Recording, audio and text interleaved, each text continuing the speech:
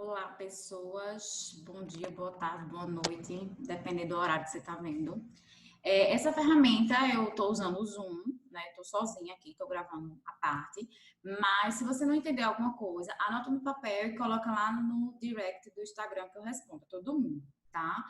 Eu usei essa ferramenta hoje, diferente do Instagram, porque eu acho que aqui fica melhor para corrigir exercício, porque aí a gente consegue visualizar, tá? Então, vamos lá. Esse negócio tá gravando, tá, né? Porque uma vez eu falei 40 minutos e simplesmente não gravou. Aí, paciência, né? Então, vamos lá. Deixa eu achar aqui o exercício. Então, gente, eu vou corrigir todos os exercícios. Claro que hoje não vai dar para corrigir todos, tá? Então, terça-feira, no máximo na quarta-feira da semana que vem eu finalizo, mas eu vou corrigir todos por aqui, pelo Zoom, tá? Então, vamos lá. E querendo ou não, já é uma revisão para a prova. Porque, professora, vai ter revisão para a prova? Correção de exercício é uma revisão, porque meio que você tem todos os conteúdos lá, tá? Então, vamos lá para o primeiro exercício, que eu não corrigi nenhum, eu já deixei para o final de propósito, para que fique mais fresquinho o conteúdo. Tá, então, deixa eu ver aqui, qual foi o primeiro?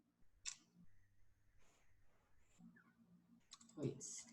Introdução, né, à dietoterapia e exames laboratoriais, tá? Então, basicamente, a gente vai tratar tanto a parte de exames laboratoriais, como também toda aquela parte introdutória, de dieta líquida de prova, pastosa, tudo nesse exercício. Tá? Então, vamos para a correção.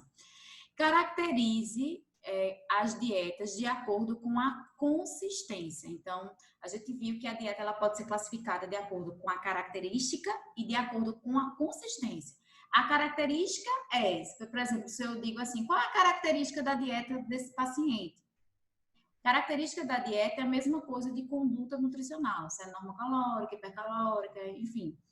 E em relação à característica, né, isso em relação à característica. Em relação à consistência, então, em relação à consistência, se é líquida pastosa, líquida de prova, enfim, né? Então, caracterize as dietas de acordo com a consistência, citando também exemplos nos alimentos. Então, basicamente, deixa eu abrir aqui a aula, né, que aí fica mais fácil de vocês conseguirem corrigir o exercício de vocês, para entender o que realmente o enunciado está solicitando. Aqui.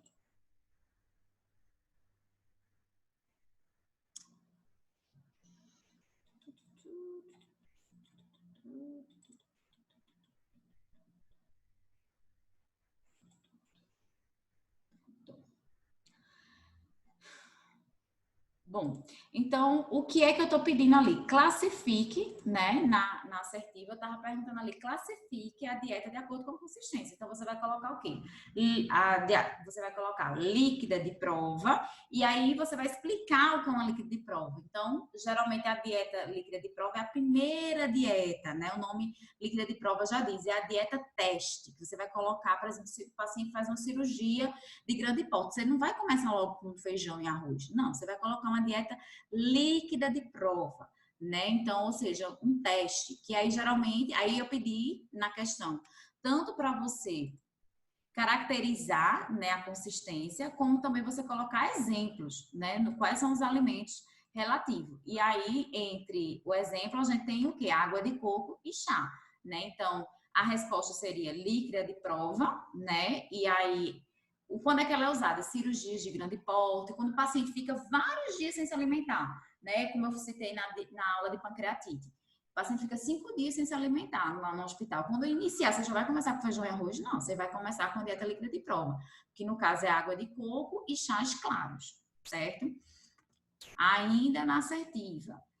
Não é para classificar conforme a consistência, então ela pode ser classificada de acordo com a líquida de prova e você já vai, se o paciente tolerar, né, no outro dia você vai evoluir para os líquidos claros. Aliás, perdão, líquida total. Gente, líquidos claros, tá? Não entra na evolução da dieta, então não faz parte da resposta da questão, tá? Por quê? Porque líquidos claros, você não evolui o paciente, por exemplo, tá? Ele tá num chá e água de coco e agora eu vou botar líquidos claros. Não faz isso. Porque os líquidos claros, ele não participa do processo de evolução da dieta. Ele é simplesmente utilizado para fazer um exame chamado colonoscopia, né, que tem aqui, ó, resíduos do cólon, para saber se o paciente, por exemplo, ele tem câncer no cólon, então ele faz uma colonoscopia, e para deixar o trato gastrointestinal trabalhar o mínimo possível. Então, para fazer esse tipo de exame, é necessário que ele faça o uso de líquidos claros. O que são líquidos claros? São todos os líquidos o quê? Translúcido. O que for translúcido, né? Então, por exemplo, limão, água de coco, laranja, suco de laranja. Então, geralmente, esses sucos, eles são utilizados. Geralmente, ele pega com monitor e junta, né? Coloca por exemplo, água de coco com mannitol, coloca água de coco com esse líquido claro, tá? Então, basicamente isso. Mas líquidos claros não faz parte dessa resposta, tá? Então, eu vou pular ele aqui, só expliquei aqui para não confundir. Então, ou seja, o paciente começa, então a gente não tá, a questão não está pedindo a evolução aí da dieta líquida total, ou da dieta, né, em relação à consistência, então ele tolerou a líquida de prova, ele vai para líquida total. Então, ele pode todos os líquidos, né, ele pode todos os líquidos, né, inclusive a adição de leite, né, então ele vai poder todos os líquidos, certo? Agora tem que ter cuidado, né, que se tiver SIG sem irritante gástrico, você sabe que não vai café, né? Enfim, que não vai sucos cítricos também, tá? Mas líquida total, que for de líquido, aí engloba, né, todos os sucos, o líquido total e o leite e derivados. O paciente tolerou, não vomitou, não distendeu, né? Não teve, o paciente não teve uma distensão abdominal, não vomitou, não teve náuseas, não teve nada disso. Da líquida total, você vai para semilíquida ou líquida pastosa. É a mesma coisa, tá? Tanto semilíquida como líquida pastosa. Então, o que é? Agora ele vai poder comer macaxeira, feijão, arroz, só que tudo o quê? Liquidificado. Se for por sonda, essa consistência aqui é utilizada por sonda também, quando a dieta é artesanal. Quando é por sonda, liquidifica e depois peneira. Se no hospital geralmente não peneira, porque geralmente não vai dieta artesanal, já vai dieta polimérica, né? Mas se for dieta artesanal, tem que usar a líquida pastosa ou semilíquida, que se caracteriza, né, por todos os sucos, né, que a gente já engloba todos os sucos que a gente já viu na líquida total, mas adiciona agora os alimentos liquidificados, tá? Então, entra a parte de sopas, de caldos, entra tudo aqui. Na pastosa, qual a diferença? Que vocês confundem muito isso, né? Na hora da prova, de líquida pastosa para pastosa. Pastosa, gente, é liquidificada. Aliás, a líquida pastosa é liquidificada. A pastosa não é liquidificada, ela é amassada, tá vendo? Na forma de purê, né? Ou papa. Então, ela fica nessa consistência. Então, quando ela é amassada. Então, essa macaxeira, ela não vai ser mais liquidificada. Ela vai ser o quê? Amassada. Se ela for amassada, ela é uma dieta pastosa. Exemplos, aí vocês vão colocando os exemplos, né? Pode ser macaxeira, inhame, né? Um mamão. Agora, a diferença é que é tudo amassado. Então, ele vai produzir tudo, mas tudo amassado. Também não vai verdura crua, tá? Vai amassar verdura crua, não rola. A outra, o paciente no outro dia tolerou, não distendeu, não vomitou, não teve diarreia. Então, aí a gente já evolui ele para uma branda, né? E a branda, cuidado, a gente já não tem um alimento amassado, a gente tem um alimento o quê? Bem cozido, né? Com alta cocção. Então, essa macaxeira, ela vai estar bem cozida. Se essa macaxeira tiver liquidificada, é uma líquida pastosa ou uma semilíquida. Se essa macaxeira tiver, como eu posso dizer, se essa macaxeira tiver amassada, ela é uma pastosa. Se ela estiver bem cozida, a ponto que quando o paciente coloca na boca de fácil digestão, aí ela entra para uma branda, certo? E aí, por fim, gente, a branda também não entra verdura crua, tá? E na normal, dieta normal, o nome já diz, ou dieta livre, também tem esse mesmo nome, essa mesma terminologia, a mesma coisa, normal, dieta livre. Ele vai poder tudo, né? Aí entra também a verdura crua, que aí até então tinha sido excluída, certo? Então, respondendo essas questões, né, em relação à característica, né, em relação à, perdão, característica não, em relação à consistência, a gente evolui dessa forma no hospital, né, principalmente na ala de cirúrgica, certo? Citando também exemplos nos alimentos, e aí eu já citei, né, exemplos nos alimentos, ok? Classifique a dieta conforme a característica, colocando os valores de referência. Tá? Eu vou tirar isso aqui para eu responder aqui. Tá? Vamos lá. Classifique a dieta conforme a característica. Gente, toda vez que você vai falar da característica, se ela é normocalórica, normoproteica. Só que eu vou querer que vocês, acrescente aí, viu? Além disso, que vocês coloquem na característica, vocês coloquem também em recomendações. Nutricionais, que é uma coisa que vocês confundem muito. Recomendações nutricionais são números, tá? São valores. Característica e conduta nutricional se é normocalórica, normoproteica, normoglicídica, essa caracterização, tá? Então, no enunciado eu pedi que é para a gente classificar a dieta não mais como a consistência, como a gente fez na questão 1, mas agora a gente vai em relação à característica e recomendação, tá? Gente, toda vez que a gente vai começar a falar de recomendações, toda vez que a gente vai começar a falar de características, a gente começa pela energia, né? Pelo valor energético total. Toda vez que você vai, antes de você iniciar um cardápio, a primeira coisa que você faz é calcular o VET, né? O valor energético total. Só que agora a gente não chama mais de VET, a gente está em nutrição clínica, a gente chama de energia, mas é a mesma coisa. Então, tudo a gente começa por energia e depois distribui os macros, tá? Então, eu não entendo o nutricionista começar pelos macros antes de calcular a energia, antes de calcular o VET. Não faz sentido. Então, eu vou colocar aqui conforme a energia, certo? Conforme a energia, deixa eu tentar colocar aqui uma tabela. Inserir aqui.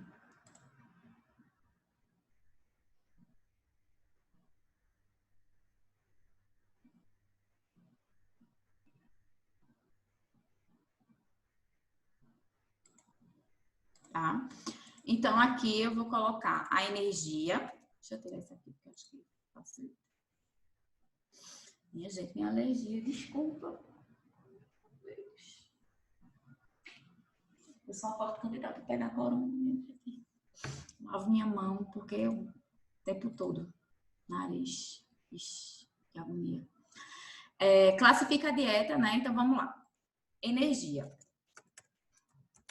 E aqui eu vou classificar a energia quanto à característica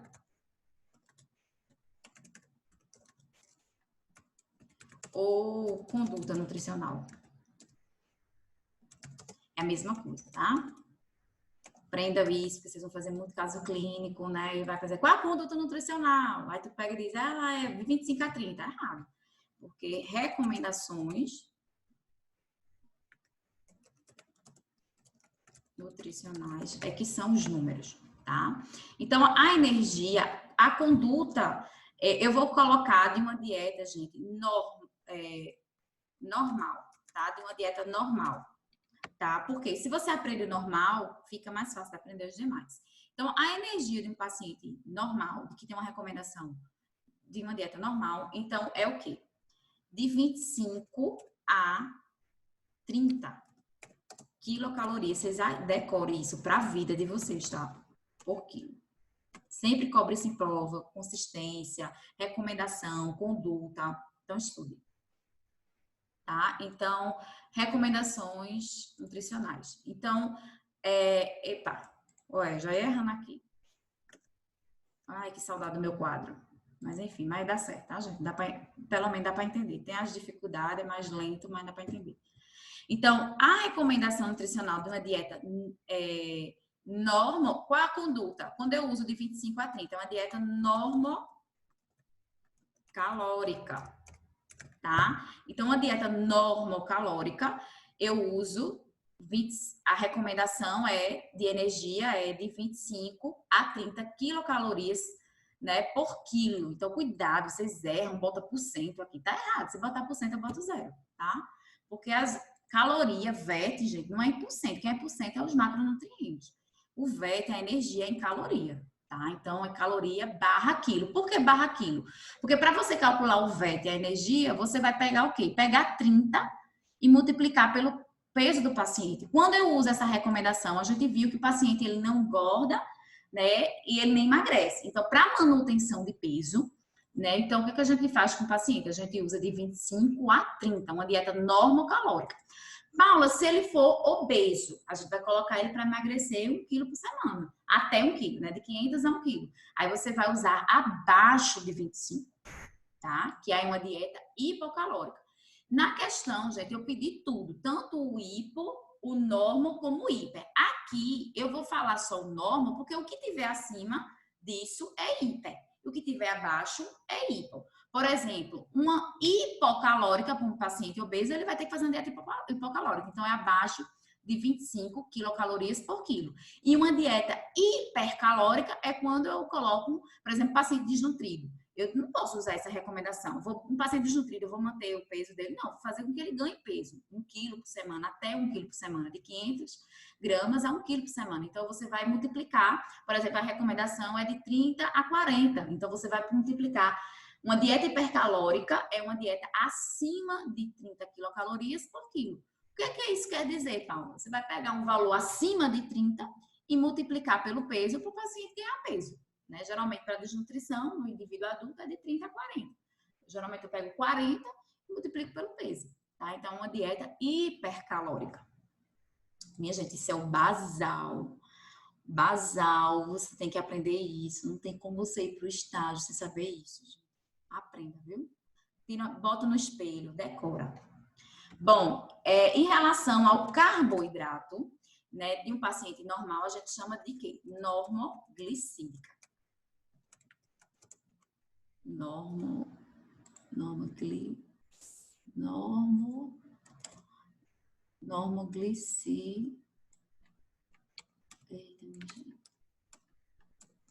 Saudade do meu quadro. Normoglicídica. Veja, lembrando, gente, normoglicídica. Eu já vi estudante botar na hora da prova carboidrato normoproteica, pelo amor de Deus. Normolipídica, tá errado, né? O carboidrato ele pode ser normoglicídico, ele pode ser hiperglicídico ou hipoglicídico, mas normolipídico não, tá? Então, normoglicídico. Quanto é que é uma dieta normoglicídica? Quando você usa de 45 a 65%, né, de carboidrato. Gente, o percentual ele é muito mais usado do que o grama por quilo de peso, tá? E uma recomendação normoglicídica também, só que em grama por quilo de peso, o ideal é o nutricionista bater o cardápio com os dois. Mas se ele não conseguir, o mais importante é o percentual, tá? Então, de 3, por exemplo, para parenteral mesmo, a gente só usa em grama por quilo de peso. Então, de 3 a 4, a gente diz que é uma dieta, isso, gramas por quilo. Cuidado para não confundir essas unidades, né? É uma dieta normoglicídica. Então, ou seja, a conduta a característica da dieta é normoglicídica, né, de 45 a 65%, ou nessa situação aqui, de 3 a 4.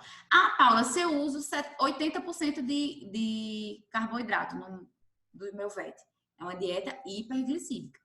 Ah, Paula, se eu uso 20% de carboidrato, tá abaixo do normal, então é uma dieta hipoglicídica, né? Uma dieta low carb, como tem sido utilizada, a galera tem botado aí 20%, tá? Bom, em relação ao lipídio, num paciente normal, é normolipídica.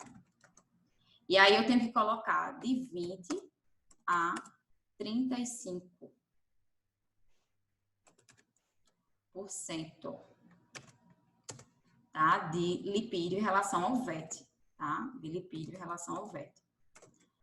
E em grama por quilo de peso é 1 grama por quilo, né, de peso. Né? Isso em grama por quilo de peso. Ou usa um ou outro. Na verdade, você no cardápio sempre vai priorizar, sempre você vai ter que bater o percentual. E o grama por quilo de peso é SDE, tá?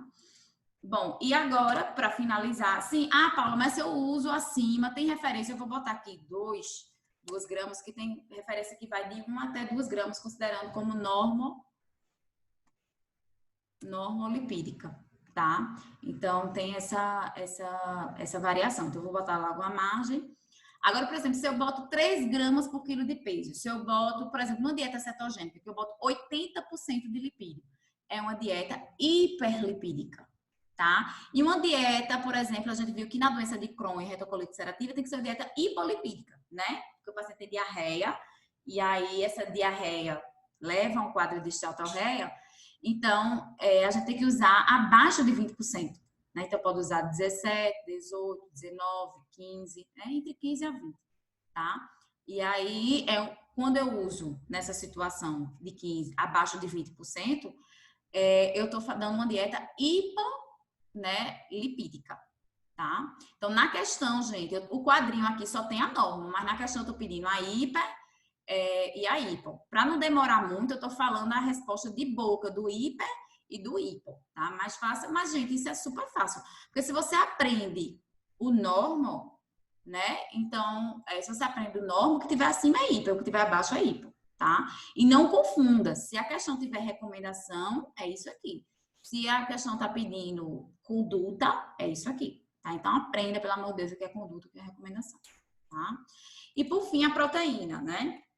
A proteína, gente, eu vou só colocar o valor, né, quando é que ela é uma norma proteica.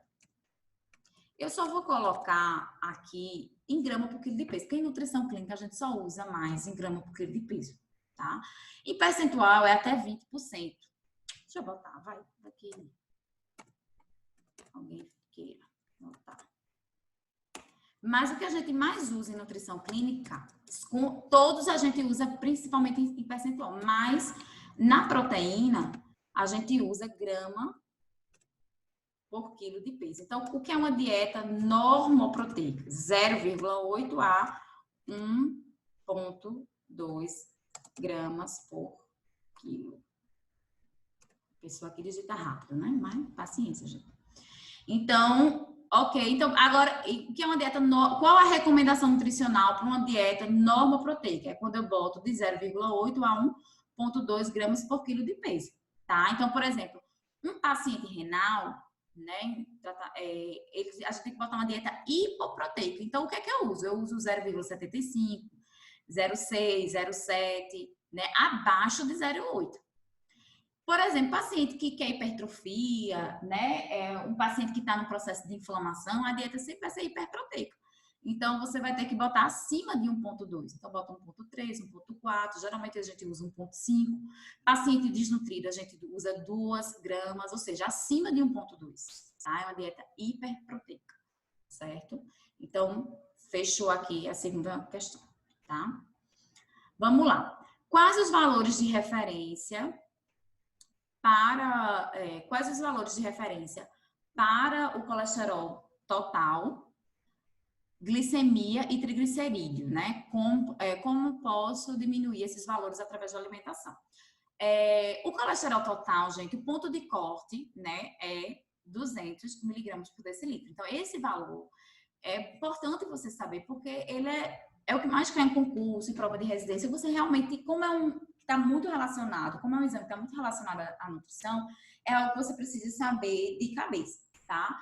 Então, o colesterol total, o máximo é até 200 miligramas por decilitro, né? Então, que é o desejável, tá? Então, um colesterol de 300, tá? 350, altíssimo, né? 280. Glicemia, gente, os vários pontos de corte, o normal é até 100.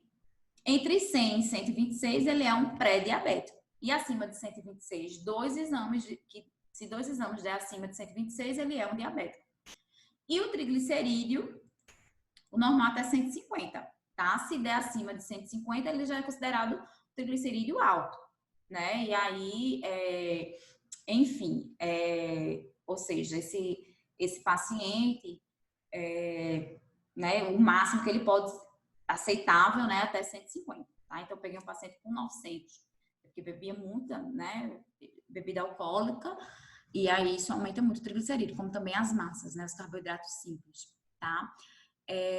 Gente, eu coloquei aqui a relação à alimentação só a nível de informação, mas não precisa aprofundar, estudar isso agora não. Por quê? Porque a gente vai ver isso no sexto período, aí a gente vai ver, tratar paciente com hipercolesterolemia, hipertrigliceridemia, hiperquilomicronemia, enfim. Não se estressa com isso não, tá? Eu vou falar aqui só para nível de informação, tá? Então, o colesterol total, que geralmente a gente, por exemplo, quando o LDL, né, tá aumentado, então a gente coloca para baixar o LDL, a principal conduta é colocar gorduras boas, como abacate, nozes, amendoim, azeite, né?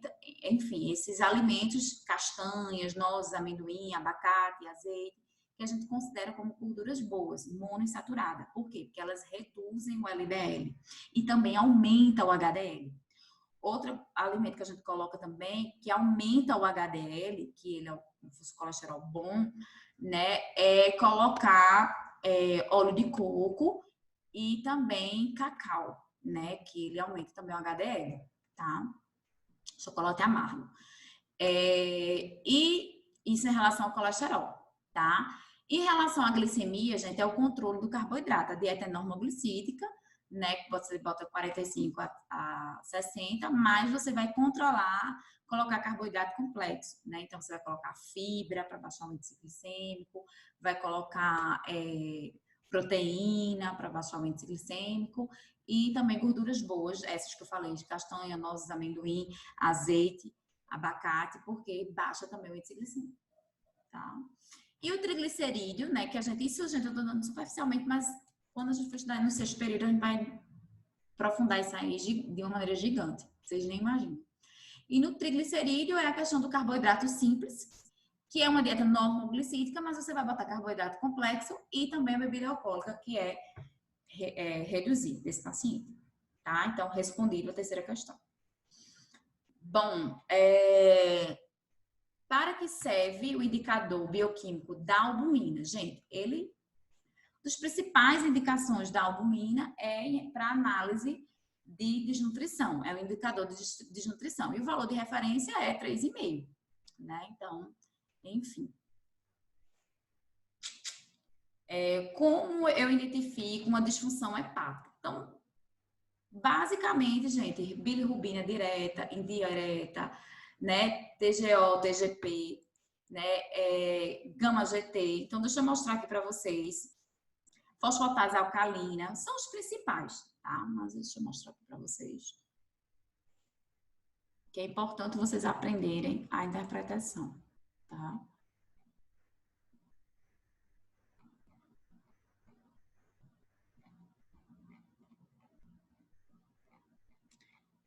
Ai, gente, sumiu o slide. Paciência, paciência. Deixe seu estresse. Pronto. Bom, aqui, né, o TGO, o TGP são os principais, que não nem se usa mais esse nome, usa o AST, né, que são as transaminases, o AST e o ALT, né? E aí, gente, ninguém decora esses valores, pelo amor de Deus, né? Pare com isso, querer decorar isso. Aqui não é só letrando, de ficar decorando, enfim, não. Então, é só para vocês terem uma noção. Então, o que a gente usa? A ST, a LT, né, a gama GT, que eu falei para vocês, fosfatase alcalina, bilirrubina total, direta e indireta. A albumina pode ajudar? Pode também. A globulina pode ajudar? Pode, mas não, por si só não é um bom parâmetro, tá?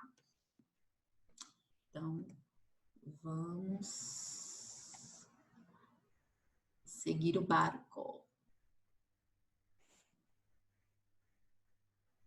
Essas são as principais. Como eu identifico a disfunção hepática, já falei. Como eu identifico uma infecção no paciente? Então, gente, existem vários leucócitos, mas para mim, né, você pode ver através de leucócitos, por exemplo, né? Que o normal é até 11.000, né? Então, a gente pega paciente, às vezes, principalmente UTI, com 22.000, 24.000 de leucócito. Isso indica uma infecção. Mas, além do leucócito, a principal de todas é a proteína C reativa, né? Então, ela é a principal, a resposta aqui é a proteína C reativa, que ela é a principal, como eu posso dizer, indicador bioquímico para demonstrar uma infecção, tá? Quais os métodos bioquímicos para identificar uma anemia? Gente, veja, ali eu não coloquei anemia ferropriva. Né? Se fosse ferropriva, ia ser transferrina, ferritina, né, e ferro sérico, né, que acho que tem isso uma questão lá embaixo. Mas é para identificar uma anemia, ou seja, de uma maneira geral, que ninguém aqui vai ser hemato, né, mas é só para a gente ter noção desse quadro aqui, né? Então, o que que a gente usa para identificar, né? Um VCM, um HCM, né? Um hematócrito. Então, deixa eu passar mais ou menos aqui.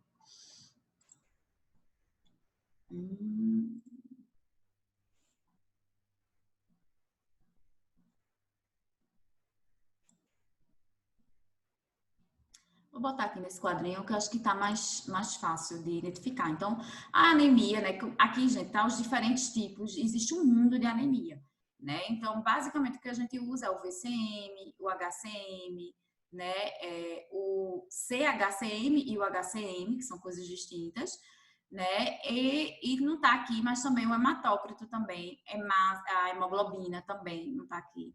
Mas o hematócrito e a hemoglobina também para identificar uma anemia, tá? É só para a gente saber, ter uma visão geral sobre isso, certo? Então, é isso. Quais os pontos de cortes de LDL e HDL? O LDL é como se fosse o colesterol ruim e aqui o colesterol bom, né? O LDL, o ponto de corte é até 160, né? Acima disso a gente considera alto, né? Então 170 é alto. O HDL, gente, quando é que a gente considera baixo, né? Para baixo de 40, né? Para mulheres e abaixo de 50 para homens. Então já é um colesterol, o HDL muito baixo, né? O ideal é que ele esteja acima, né? O desejável que ele tivesse acima de 60, é o ideal, né? Esse HDL, já que ele é benéfico, então era bom já ter ele em alta quantidade. Bom, quais os minerais que nós podemos identificar, né, uma síndrome de realimentação? São vários, tá? Mas o principal é o fósforo. Por que o fósforo, gente? É o seguinte, fósforo. Por que o fósforo? É o seguinte, o que primeiro, antes, né, só relembrando o que é uma síndrome de realimentação. Gente, isso é uma coisa que mata muito paciente de UTI, tá? O que é, e também pacientes, né, com anorexia também pode ter isso, né? Então, o que é uma síndrome de realimentação? Síndrome de realimentação, gente, é quando o paciente fica vários dias sem comer. E aí, de repente, digamos, ele ficou lá 7 dias, né, sem se alimentar, ficou em coma. O paciente com anorexia, gente, eles fazem dieta de 300 calorias todo dia. Todo dia ele come 300 calorias. Tem dia que faz jejum intermitente, aí naquele dia nem come. Às vezes ele faz só ingere, ou às vezes naquele dia ele que ingere as 300, né, é um absurdo esse protocolo ANA. É que ele bota, às vezes ele consome 300 calorias e naquele mesmo dia ele malha, vai para a esteira, fica lá até queimar essas 300 calorias. Então, um paciente, desculpa, celular. Então, um paciente que fica muito tempo sem alimentar, ou, né, então, o que é que acontece? Se eu colocar logo feijão e arroz para esse paciente logo de cara, ele vai entrar numa síndrome de realimentação.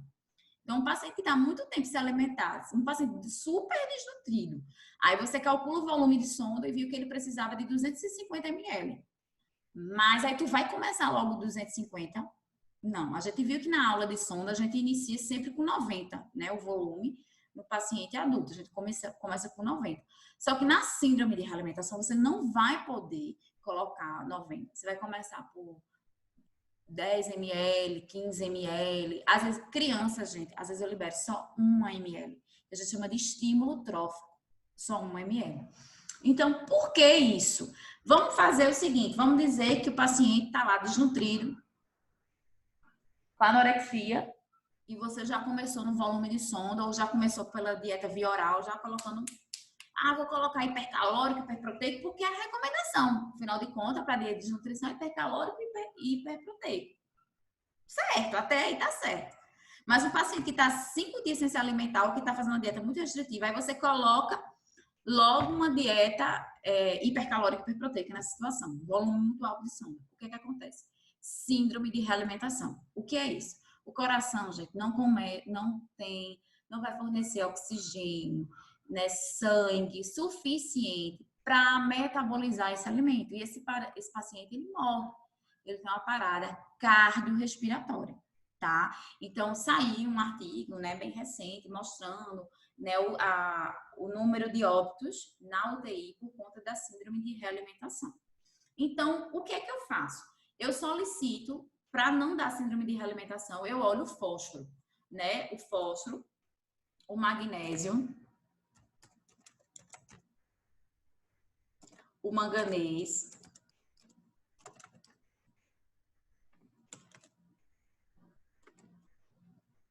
e o sódio, tá?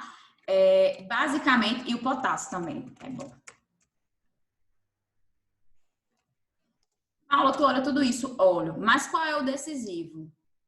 O fósforo, né? Então, ele que vai determinar. Então, às vezes, eu boto o paciente no protocolo de desnutrido grave, aí até o doutor Rubem falando comigo, Paula, como é que o paciente super desnutrido liberou 10 ml, 5 ml? Então, aí eu já converso com ele. Eu disse, você já olhou o fósforo dele? O fósforo dele tá baixo. Então, o que é que eu faço? Coloco um volume lá de 10 ml, 15 ml, no máximo 30 ml. Nunca passo disso. E aí eu coloco aquele volume lá e vou avaliando o fósforo. Todo dia chega o resultado do fósforo dele. Aí, se o fósforo dele, gente, estiver subindo, beleza, o paciente está melhorando, né? Não diminuindo o risco de síndrome de realimentação. Evolui, vai evoluindo. Às vezes, gente, eu tive um paciente que ficou 7 dias sem eu poder aumentar o volume de sonda, porque o fósforo dele não aumentava, ficava lá parado, né? E aí, quando o fósforo começa a subir, você começa a subir no volume, tá? E aí, gente, depois de 7 dias que eu consegui nesse paciente iniciar ele com 90, colocar um volume de 90, que na verdade ele precisava de 250, mas eu não posso botar esse volume logo de cara, né? Então, o que é a síndrome de realimentação, só recapitulando, é quando o coração ele não fornece bombeamento suficiente para fornecer oxigênio, né, e aporte do fluxo sanguíneo para metabolizar os nutrientes. Por quê? Porque esse paciente ficou um grande período em inanição, sem se alimentar, seja por uma anorexia nervosa, ou por uma desnutrição, ou por um paciente que ficou em coma por muitos dias. Às vezes ele fez uma cirurgia, complicou e precisou ficar em dieta zero por muitos dias. Então, a gente, para iniciar a dieta dele, a gente vai começar aos poucos. Começa por um volume de sonda de 10 ml, 15 ml, né? E vai analisando o fósforo. À medida que o fósforo for crescendo, você vai aumentando, como eu posso dizer, o volume de sonda desse paciente, tá? E qual a melhor forma de identificar anemia ferropriva? Eu já respondi. Ferritina, transferrina e ferro sérico. De todos eles, qual é o melhor? Ferritina, porque a ferritina ela vai me mostrar o ferro que está armazenado, né? Então, ou seja, eu consigo identificar o estágio 1, né? Então, por exemplo, quando a ferritina está alterada, né? Então, ele está em anemia ferropriva grau na fase 1. Na fase 2 fica o quê? A ferritina e a transferrina que dá baixo. E na fase 3, né, o ferro sérico, ferritina e transferrina que vão estar baixo, né? Então, por que é importante a gente saber isso? Porque eu já vi alguns pacientes não sendo classificados que tinha anemia ferropriva porque só usou o ferro sérico. O ferro sérico deu normal, o paciente não tem anemia ferropriva. Oi? Não. Porque o ferro pode estar normal, a transferrina está normal e ele está no grau 1 da doença. Ou seja, só a ferritina vai dar alterado no grau 1. Por isso que é o melhor parâmetro para avaliar, tá? Mas a gente pede os 3. Mas a ferritina vai identificar se está no estágio 1. Se os dois, ferritina e transferrina, der alterado, ele vai estar no estágio 2 da doença, né? E no estágio 3 e último da doença anemia ferropriva é quando os 3, tanto a ferritina como a transferrina e o ferro sérico vai estar abaixo dos valores recomendados, tá? Bom, gente, a gente encerrou a aula de hoje, certo? Porque a aula de hoje, ela só são 2 aulas, referente a 2 aulas. Então, a gente encerra por hoje. Aí, na próxima semana, eu vou, na terça-feira, eu vou gravar a correção do exercício, já vou para o próximo, né? De enteral e parenteral, tá? E também acho que dá tempo de iniciar as patologias do trato gastrointestinal e finalizo as patologias do trato gastrointestinal na quarta-feira, tá? Mas aí vai dar tempo a gente corrigir tudo. Se ficou alguma coisa aqui da aula que não ficou claro no exercício, que gerou dúvida, questionamento, se estressa não para de se estressar, meu filho, vá lá no direct, já, professora, não entendi essa parte, podia repetir, lá. E a gente se vira, tá? Se precisa, a gente faz até uma videoconferência, teve estudante que eu tive que fazer até uma videoconferência, claro, dentro do horário da disciplina, né? Porque a estudante quer fazer videoconferência de 3 horas da manhã, aí foi lasca. Eu disse, não, aí a gente, no horário da disciplina, já teve, aí a gente marcou videoconferência e a gente trata essas individualidades, tá? Se a dúvida for de geral, de muita gente, eu vejo que poucas pessoas têm me procurado para tirar dúvida. Tem povo inteligente. Tá. Isso é bom, né? Porque tá entendendo o assunto, acredito eu, né? Então, o que é que acontece? Mas se eu ver que tem muita dúvida, a gente pode fazer uma live no horário da sua disciplina. À tarde ou à noite, a gente pode fazer, se sua turma é à tarde ou sua turma é da noite, a gente pode fazer uma live no ao vivo para tirar dúvida. Então, não tem desculpa de não aprender o assunto. Ah, não aprendi por causa do coronavírus. Mentira sua, porque você não quis estudar ou faltou aula também, né? Porque isso aí eu já dei essa aula, ó, anos luz. Foi o primeiro dia de aula, tá? Desde o primeiro dia de aula, já teve aula normal de fevereiro. Então, às vezes tem estudante que quer aprender o assunto de fevereiro em março, em uma semana, paciência, né? Dá para correr atrás um pouquinho, tá? Mas fé e alegria conseguem, tá bom? Beijos, me liga. E tchau pro louro. E eu não sei desligar aqui, mas é assim mesmo, né?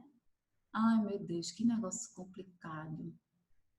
Jesus. Ai, que saudade do meu quadro, que saudade da minha. Ai, do presencial. No presencial já tinha encerrado, desligar, tirar da tomada, resolvia. E aqui, aqui, parar. Ah. Tchau, achei.